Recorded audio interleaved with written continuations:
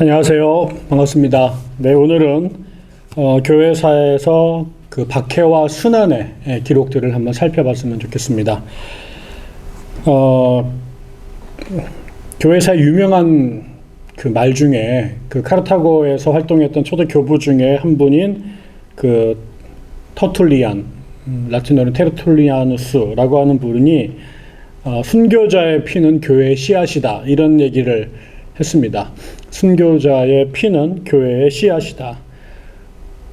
사실은 기독교 역사는 또한 그 어떤 면에서는 끊임없는 그 피 흘림의 역사였다고 볼 수 있습니다.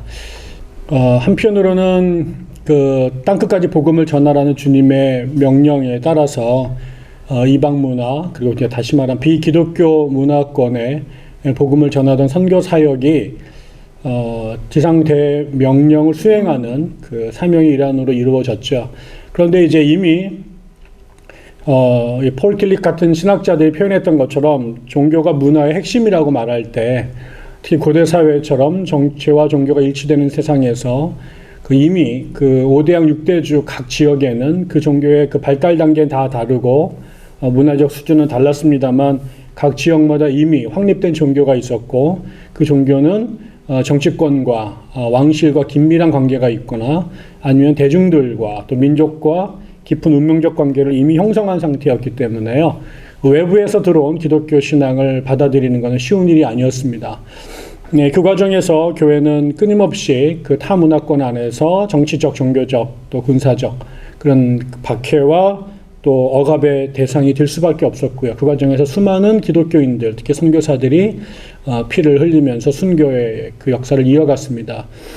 또 나중에 기독교가 확립된 지역에서는 또 그 교회가 권력을 갖게 된 이후에 그 종교적 순수성, 다시 말하면 그 선교사들이 선교를 해 나갔던 그 타 지역에서 행했던 이야기가 이제 기독교적 버전으로 그 역할을 바꿔서 그 지역 안에 있는, 그 국가 안에 있는 비기독교 세력들, 혹은 나중에는 기독교 아니지만 정통과 이단의 구분이 생기면서 주도 세력과 그 다음에 거기에 반기를 든 그 비주류 세력들 간의 갈등이 있었고, 그때 국가 권력이나 종교 권력에 의해서 또 같은 기독교인들이 혹은 기독교 문화권 안에 있는 이교도들이 다양한 이유로 박해를 받았습니다. 그래서 그 박해를 하거나 혹은 박해를 당하거나 하면서 교회사가 이어져 왔다고 볼 수 있는 거죠. 사실은 그런 의미에서 기독교 역사의 그런 물꼬는 예수님의 십자가 죽음부터 비롯됐다고 볼 수 있습니다. 물론 구약의 이스라엘 역사도 마찬가지입니다만 기독교라고 하는 종교 자체가 형성되면서 예수 그리스도가 그 로마와 그 다음에 유대 종교 권력의 결탁 속에서 십자가에 달려 죽으셨죠. 그래서 그분의 죽음의 상징이었던 십자가가 기독교의 심벌이 된 것은 기독교가 무엇을 지향하는지를 우리가 또 보여주는 단적인 이야기라고 생각합니다. 그래서 기독교 역사가 예수의 처형과 죽음 그리고 부활과 승천으로 그 시작이 되어졌다면 예수님의 제자들의 삶도 비슷한 것 같았습니다. 결국 그런 예수를 전하는 것이 여전히 그 초창기 기독교 역사에서는 대단히 위험한 일이었고, 그 위험에도 불구하고 예수가 가셨던 그 길을 따라간 거죠. 우리가 잘 아는 것처럼 가이사랴 빌립보에서 그 예수님께서 베드로에게 너는 나를 누구라고 생각하느냐라고 물었을 때 그가 주는 그리스도시요 살아계신 하나님의 아들입니다 라는 이야기를 했죠. 그 고백 위에 교회가 세워졌고, 나중에 예수께서 당신의 순환을 예언하자 베드로가 그것을 만류하게 됐을 때 예수께서 그의 그런 행동과 발언을 사탄의 행위로 규정하셨죠. 그리고 나서 뭐라고 요청하셨습니까? 자기를 부인하고 나의 십자가를 지고 나 뒤를 따르라. 이렇게 얘기를 했습니다. 그래서 그 예수님의 제자라고 하는 것은 예수께서 가셨던 그 길을 반복하는 사람들이었죠. 근데 스승이었던 예수의 그 삶의 여정의 끝이 비아돌라사였고, 갈보리 언덕의 십자가로 귀결됐다면 그 예수의 삶을 그대로 모방하며 따라갔던 예수님의 제자들의 삶 또한 그렇게 귀결되는 것이 당연하지 않았을까 싶습니다. 그래서 우리 살펴보겠습니다만은 초대 기독교 역사는 탄생부터 그 순환과 고난의 역사였고, 그 뒤를 따라가는 제자들, 그리고 그들이 이어져간 교회의 이야기는 테르툴리아누스의 고백과 그다음에 그 선언처럼 결국 순교자들의 피 위에 교회가 세워졌다라고 볼 수 있습니다.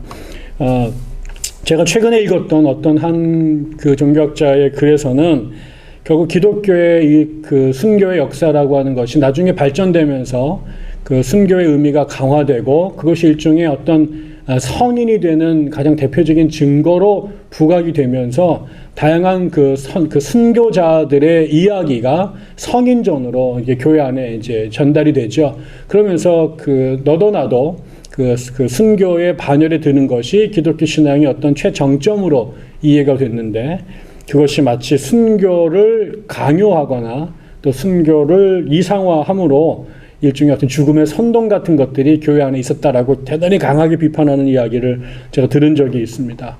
한편으로서 우리가 귀담아 들어야 될 그 아주 따가운 질책이라고 생각이 듭니다. 그럼에도 불구하고 교회사에서 순교의 이야기를 빼낸 그런 이야기, 그런 빼낸 채 기독교 이야기를 구성하는 것은 어렵다고 생각하고요.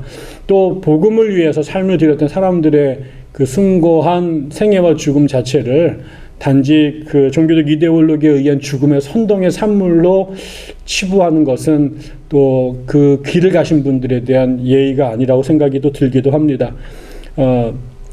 그런 맥락에서 오늘 교회사에서 있었던 그 순교 그리고 박해, 순환의 이야기들을 한번 살펴보도록 하겠습니다. 말씀을 드린 것처럼 기독교의 시작과 더불어서 이 시작은 결국 예수의 사역뿐만 아니라 예수의 죽음과 부활과 깊은 관계가 있는 거죠. 우리가 아는 것처럼 예수님께서는 그 예루살렘에서 복음을 증거하다가 유대인 종교 지도자들, 자신들의 종교 권력을 위협했던 예수를 음해하고 그것을 그 당시에 식민지 지배 세력으로 그 팔레스타인에 주둔하고 있던 본디오 빌라도의 승인과 결탁에 의해서 예수가 죽습니다. 그래서 우리가 사도신경을 그 암송할 때 예수님에 대한 구절 중에 본디오 빌라도에게 고난을 받으사라는 표현이 있는데, 아무튼 그 유대 총독으로 있었던 본디오 빌라도 시절에 예수께서 죽임을 당하셨죠. 그때 예수가 십자가 처형을 당했는데, 십자가의 처형이라는 것은 그 당시 로마 제국 체제 하에서 어쩌면 가장 무섭고 또 가장 흉물스럽고 그리고 가장 잔인한 처형 방법이었습니다. 로마 제국은 기본적으로 로마 시민들에게는 십자가 처형을 행하지 않았죠. 우리가 그 십자가 처형에 대한 가장 대표적인 사례는 그 로마의 그 노예였던 검투사들, 그들이 반란을 일으키죠. 그 스파르타쿠스라고 하는 그 검투사의 주도하에 반란이 일어납니다. 그때 이제 그들을 진압하고 나서 로마의 그 유명한 그 아피아 가도에 그들의 십자가를 세우고 그 반란군들을 거기에 매달아 죽였습니다. 나중에 또 네로 황제 때도 비슷한 식으로 기독교인들을 이제 그 처형한 경우가 있는데, 그때 그 보여줬던 것처럼 그 이 십자가 처형은 노예들이나 아니면은 식민지에 있는 그 피지배 세력들이 로마 제국의 반기를 들었을 때 그런 그 가장 강력한 엄벌로 처형했던 것이죠. 그 처형했던 수단입니다. 결국 예수님이 그 죽었을 때 그 결국은 십자가에 달렸다라고 하는 것은 예수님을 로마 체제에 대한 반대 혹은 전복 세력으로, 우리로 말하면 정치범으로 처형했다라고 하는 이유인데요. 결국 그 십자가의 처형을 가능하게 했던 것은 다시 말하지만 자신들의 그 종교적 기득권이 위협받는다고 생각했던 그 로마의 그 사두개인들과 제사장 세력들, 또 그들과 같은 생각을 가졌던 그 식민지 지배 세력이었던 본디오 빌라도와 로마 군대가 결탁해서 예수를 죽인 거죠. 근데 한 가지 흥미로운 것은 그 이후에 유럽 사회에서 유대인들이 굉장히 핍박을 기독교인들에게 당하게 됩니다. 특별히 우리가 잘 아는 것처럼 히틀러 치하의 그 제3제국 체제의 독일에서 유대인들이 그 홀로코스트에서 600만 명 가량이 살해당하는 엄청난 비극에 당했죠. 그때 이제 히틀러가 뭐 게르만 민족주의를 앞세우면서 그다음에 우생학적인 마인드를 갖고 이 아리안들이 지배하는 그런 우월한 세상을 꿈꿀 때 거기에 저해가 되는 그런 열등한 세력들을 제거했는데 거기에 이제 유대인들을 포함시켰습니다. 유대인만 죽인 게 아니라 집시도 혹은 장애인도 또 성적 소수자들도 함께 그런 비극의 주인공이 됐는데 그때 이런 그 히틀러의 그런 선동에 수많은 사람들이 환호와 지지를 보냈단 말이죠. 그래서 유대인들에 대한 혐오 이것을 이제 우리가 보통 안티세미티즘, 반유대주의라고 말하는데 그 반유대주의의 가장 기본적인 그 전제가 뭐냐, 근거가 뭐냐, 유대인들은 우리의 구세주이신 하나님의 아들이신 예수 그리스도를 배반하고 십자가에 달려 죽인 민족이다. 이렇게 뒤집어 씌운 겁니다. 그런데 우리가 아는 것처럼 그 예수의 처형에는 유대인들만의 죄가 있었던 게 아니고 예수의 처형에는 로마 제국의 정치적 군사적 힘이 더 중요했다라는 거죠. 근데 어떤 그 안티세미티즘을 신봉하는 사람들 중에 예수의 죽음이 로마에게 책임 있다는 소리를 한 사람들은 없습니다. 늘 이렇게 그 마녀 사냥은 힘없는 사람들에게 그 폭력을 쏟아붓는 그런 그들의 분노의 배설 창구로 사용할 경우가 있는데 아무튼 그런 이유로 논리로 오랫동안 유대인들이 하나님을 살해한 민족이라고 하는 그 죄를 뒤집어 쓰고 그 서구 사회에서 끊임없이 기독교인들에 의해서 박해 대상이 되기도 했습니다. 우리가 기억해야 될 것은 예수님도 유대인이고 베드로와 야고보와 요한 모두가 초대교회 사도들과 신도들이 유대인이었다는 사실들을 기억해야 되는 거죠. 그래서 예수를 죽인 혐의를 유대인에게 씌우면서 안티세미티즘을 신봉하는 것은 저는 동의하기가 참 어렵다 생각이 듭니다. 예수님께서 돌아가시고 난 다음에 그의 제자들도 비슷한 운명에 처하게 됩니다. 기독교인들이 점점 성경을 다르게 해석하고 그들의 그 유일신 사상에 그 위배가 되는 발언들을 시작을 하게 되고 또 그 다음에 그 율법 자체를 재해석하면서 하거나 혹은 깨트리는 일들이 벌어지게 되면서 예수의 그룹들이 이제 그 경계와 그 다음에 그 탄압의 대상이 되죠. 특별히 예수가 죽고 난 다음에는 그 운동 자체가 불법화되게 됐는데 그 당시에 초대교회를 이끌고 가던 중요한 예수님의 제자들 또 공동체의 멤버들이 박해를 당합니다. 이때는 이제 유대인들에게 박해를 당했던 것이 사실이죠.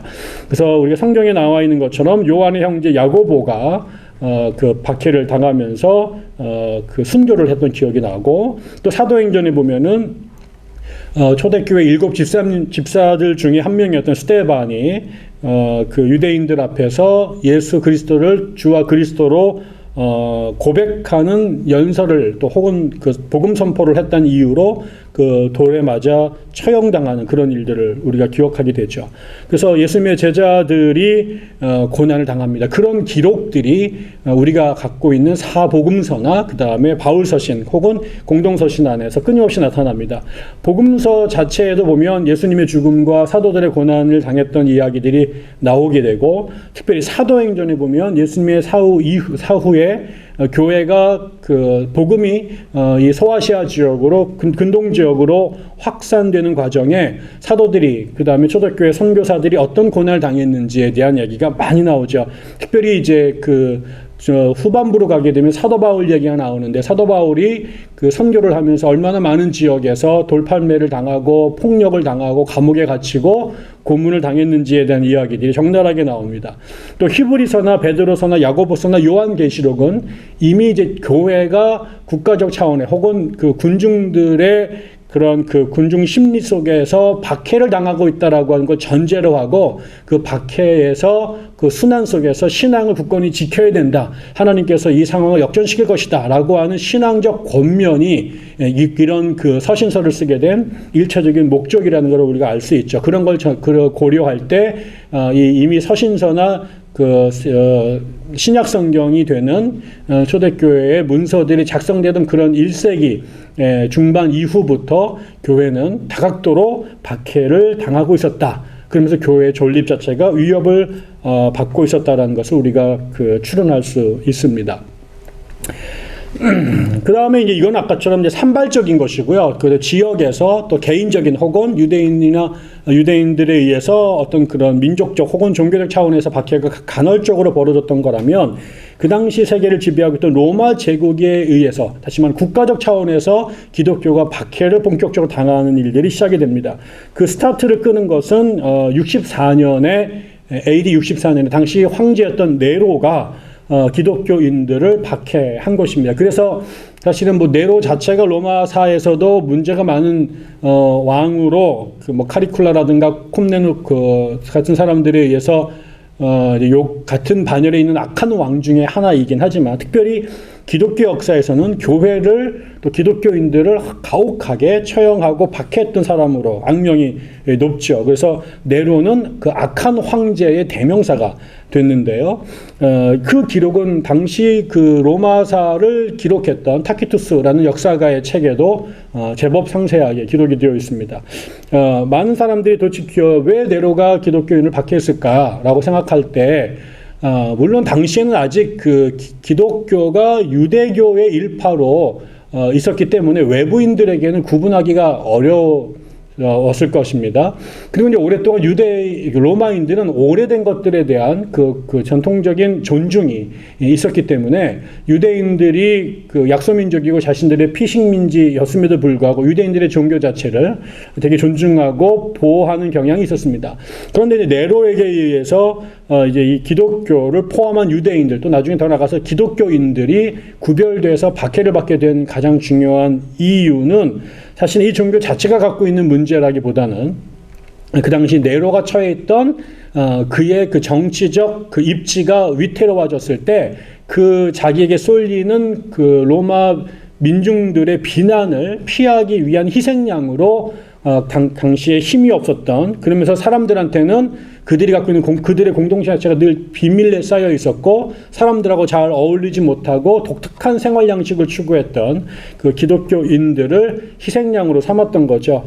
당시 네로가 그 정치를 하고 있었을 때 로마시에 화재가 납니다. 그 당시 로마시는 그 아주 그 덕지덕지 그 건물들이 붙어 있고 그 다음에 환기 시설이라든가 소방 시설이 전혀 없었기 때문에 엄청나게 불이 자주 나기도 했고요. 한번 불이 나게 되면은 마치 우리 재래 전통시장이 불이 나게 되면 삽시간에 전체가 불이 붙는 것처럼 아주 그런 화재에 상당히 그 위태롭게 노출된 그런 시대였습니다.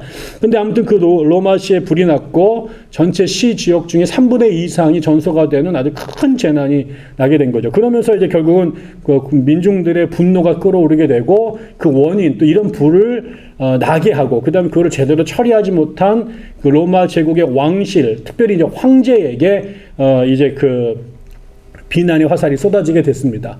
그렇지 않아도 정치적인 입지가 별로 탄탄치 못했던 네로는 이런 위기를 넘기기 위해서 이제 그 건수를 찾았는데 흥미롭게도 그 불이 나지 않았던 그 지역이 유대인들과 기독교인들의 밀접 주거 지역이었다라는 거죠. 그러면서 왜 얘네들한테만 불이 안 나고 나머지 지역은 불이 났을까? 뭐 이러면서 사람들이 약오르기도 하고 속상하기도 한 이런 그러면서 이상한 여론이 형성됐을 거 아닙니까? 근데 그런 것들을 갖고 그 빌미를 잡아서 그 죄를 그들에게 뒤집어 씌웠죠.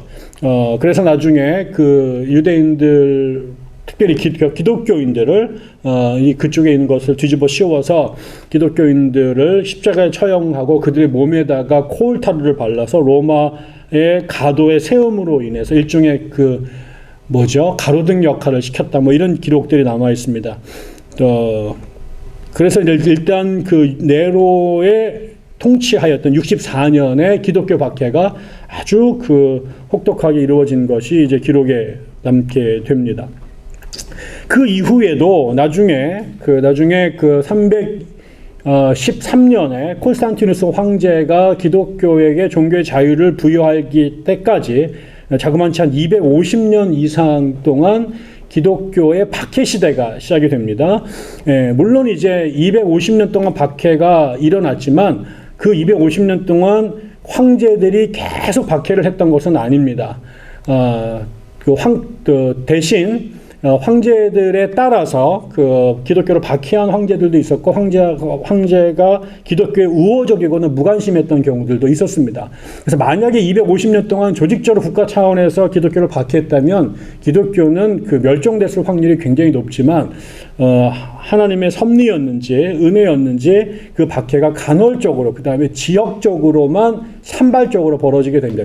물론 그럼에도 불구하고 초창기의 기독교에게는 그 타격 자체가 굉장한 것이고 국가와 황실이 기독교에 대해서 그 부정적 입장을 갖고 있다는 것 자체가 기독교 포교나 존재에 상당히 위협이 됐던 것도 사실인 거죠. 그러면 그 당시 왜 이렇게 그 기독교가 로마 제국 체하에서 박해를 받았을까? 여러 가지 이유가 있을 겁니다. 첫째는 사실은 제일 중요한 건 기독교가 늘어난 겁니다. 기독교가 계속 소종파 사람으로 눈에 띄지 않게 모여 있었다면 신경을 안 쓰는데 기독교가 생각보다 굉장히 빠른 속도로 사람들이 늘어나기 시작합니다. 선교를 아주 적극적으로 했고요. 사실 그 전까지는 그 종교라는 게 민족과 연결되어 있었기 때문에 그 고대에 있었던 종교인들이 다른 민족에게 자신들의 종교를 전하는 경우는 거의 없었습니다. 그만큼 문화와 민족과 종교가 연결되어 있었는데 기독교는 아주 달랐습니다. 기독교는 일종의 그 당시의 세상이 그 소아파의 영향 속에서 코스모폴리타니즘, 그 세계 시민주의가 로마 제국의 팽창과 함께 연결되어 있었고, 그다음에 로마 제국은 또 전 세계 있는 모든 문화들에게 관용적이었고, 각 나라의 종교를 로마 제국의 통치를 수용하는 한 그들이 자치권이라든가 또 종교의 자율권들을 이제 보장을 해줬는데, 그리고 또 이제 로마가 전 세계로 그 확장되면서 그들의 군대를 용이하게 이전하기 위해서 그 도로들을 잘 닦아놨고, 그 다음에 그 당시에 수많았던 그 산적이나 해적들을 정리를 해서 일종의 팍스 로마나 로마의 평화 시대를 구축했는데, 이런 인프라를 갖고 상인이나 군인이나 혹은 그 학자들, 그 다음에 또 여러 가지 생업에 근거한 그 기독교 선교사들이 천지사방으로 가면서 복음을 전했던 거죠.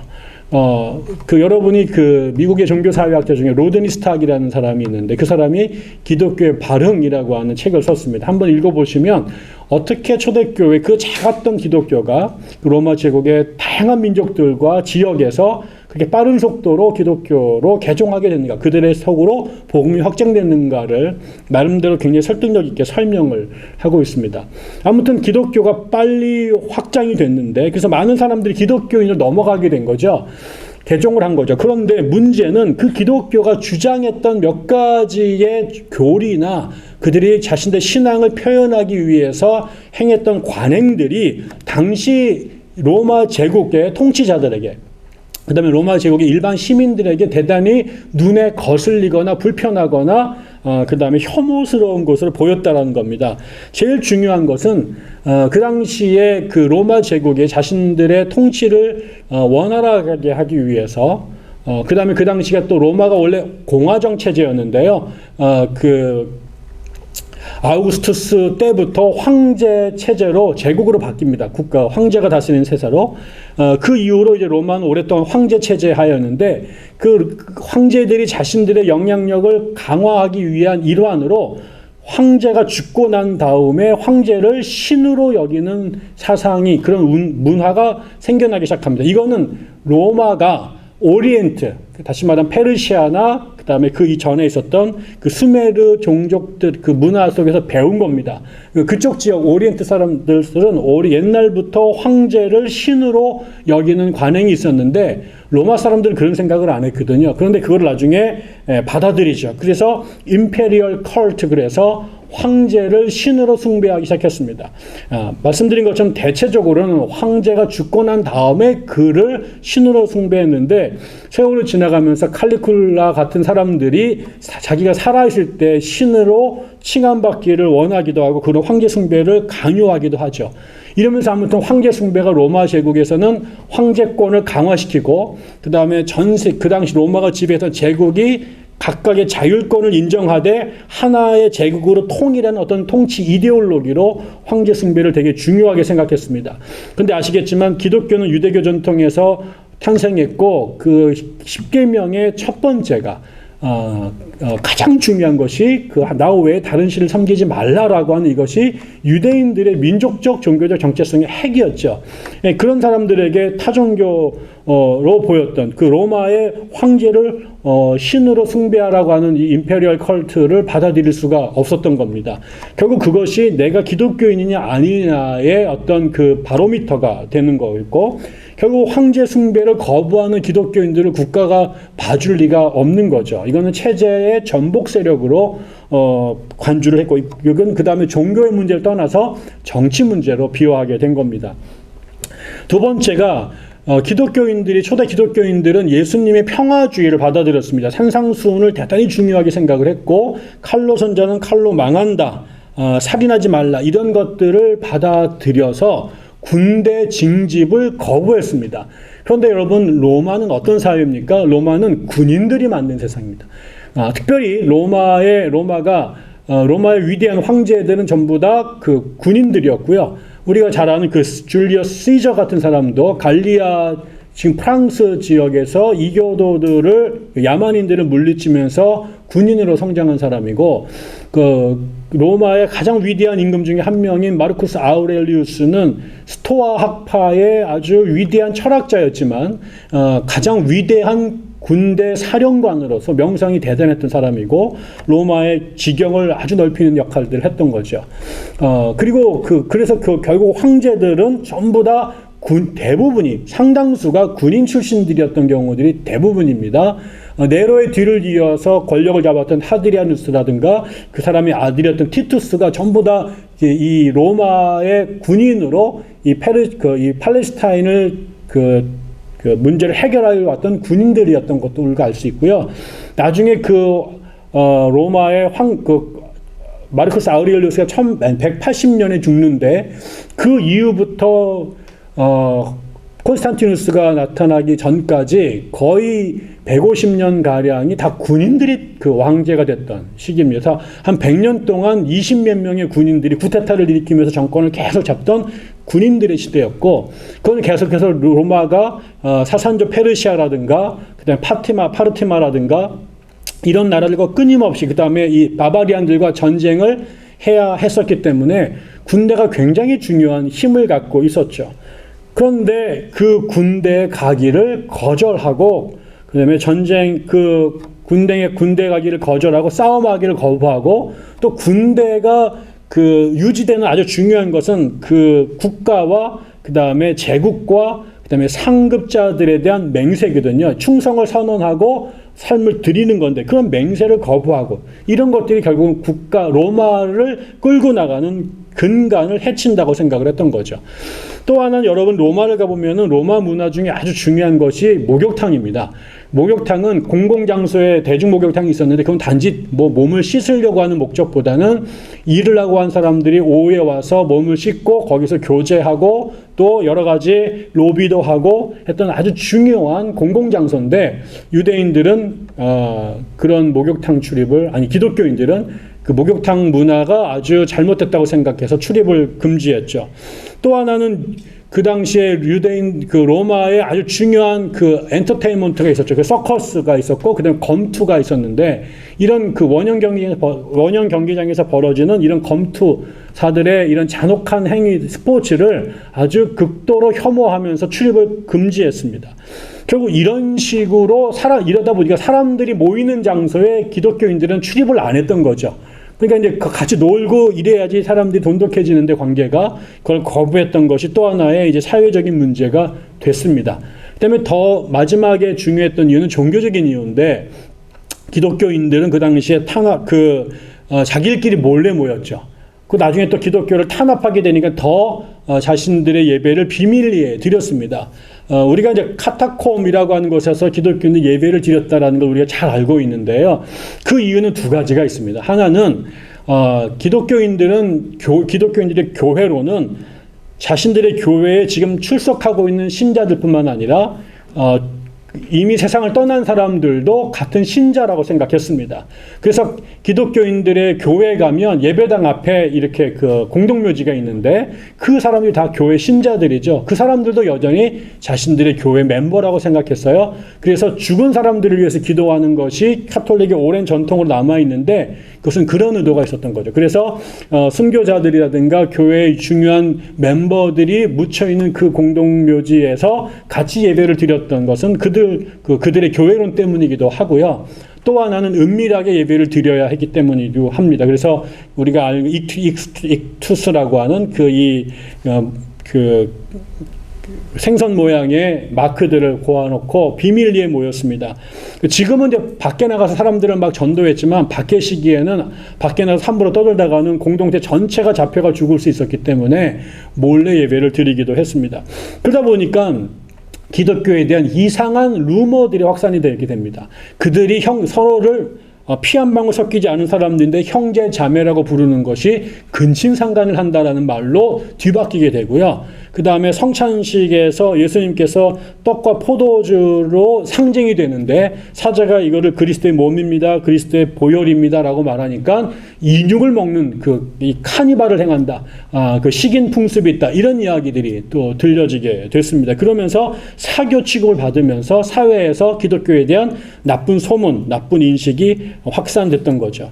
결국 그런 것에 의해서 기독교에 대한 소문이 나빠지게 되고 사회 사람들은 기독교인들 혐오하게 되고 국가적 차원에서는 정치적인 이유로 통치적인 이유로 교회를 이제 기독교인들을 싫어하게 되죠. 이런 것들이 모여서 끊임없이 기독교인들이 구설수에 오르게 되고 또 그들을 박해하는 일들이 이제 비일비재하게 벌어지기 시작을 했던 겁니다.